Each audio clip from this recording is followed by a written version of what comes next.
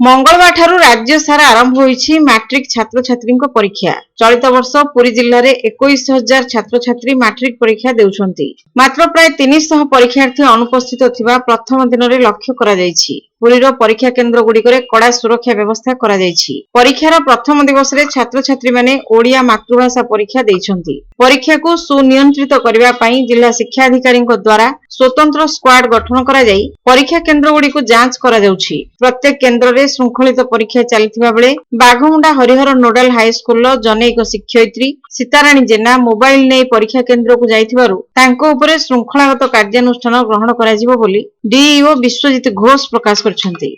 बहुत परीक्षा बहुत भल थिला, बहुत इजी पड़ता, बहुत सब आसला, बहुत कम टाइम में बहुत सब करके कंप्लीट कर बहुत जहाँ बहुत कर बहुत जहाँ भी 12-13 घंटा पढ़ुची। रिजल्ट बहुत भल आशा करती भल आसू।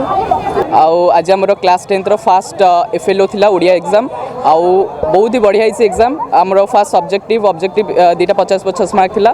फास्ट आम ऑब्जेक्टिव कंप्लीट करदेलु 50 मार्क। बहुत बढ़िया 45+ मत आशा अच्छी।